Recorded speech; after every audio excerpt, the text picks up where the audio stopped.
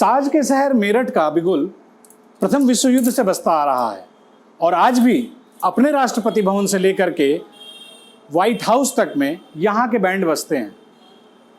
अब देखना यह है कि इस बार जो मेरठ में चुनावी बिगुल बजा है, ऐसे में अलग अलग दलों के नेताओं का साज और उनसे निकलने वाला सुर लोगों को पसंद आता भी है या नहीं। जनता किसके सुर को पसंद करके उसके साथ होती है और किसको नकार देती है, आइए हम जानते हैं जनता के बीच पहुंचकर और बताते हैं मेरठ शहर का हाल।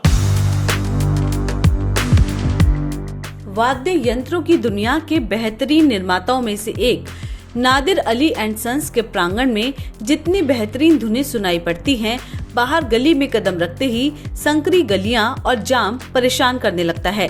दरअसल ये विधानसभा पुराने शहर के मतदाताओं का इलाका है। चुनावी मौसम में इस क्षेत्र की जनता मुद्दों को लेकर मुखर है। किसी को बेरोजगारी, महंगाई बड़ा मुद्दा लगता है तो किसी को विकास की चिंता। जो भी हमारे विधायक बने वो व्यापारी को साथ लेके चले और जनहित में काम करें।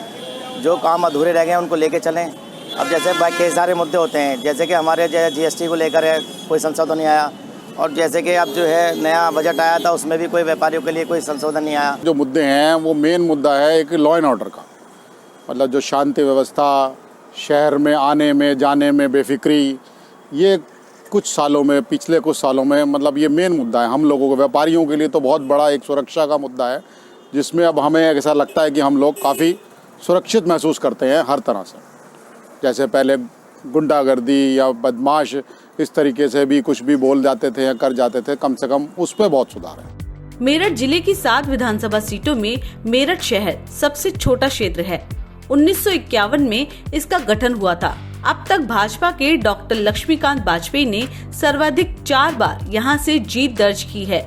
जनसंघ के मोहनलाल कपूर ने 1967 से 1974 के बीच जीत की हैट्रिक लगाई थी। 1989 के बाद भाजपा के दिग्गज डॉक्टर लक्ष्मीकांत पहली बार इस सीट के चुनावी रण से दूर हैं। उनकी जगह पार्टी ने युवा कमल दत्त शर्मा को उम्मीदवार बनाया है, जबकि सपा ने रफीक अंसारी पर भरोसा कायम रखा है। कांग्रेस से पार्षद रंजन शर्मा और बसपा से पार्षद रहे दिलशाद शौकत चुनावी रण में हैं। इस बार मतदाताओं का एक बड़ा तबका सुरक्षा व्यवस्था को भी अहम फैक्टर मानता है।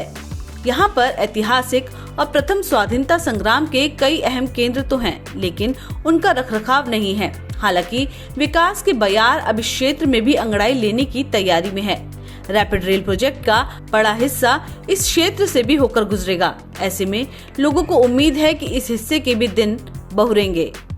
सत्ता पक्ष इस बार विकास के 2 मुद्दों को लेकर के चुनावी मैदान में है। खासकर मेरठ के लिहाज से दिल्ली मेरठ एक्सप्रेसवे और ये rapid rail. Delhi Meerut expressway पे तो फर्राटा लोग भरने लगे हैं।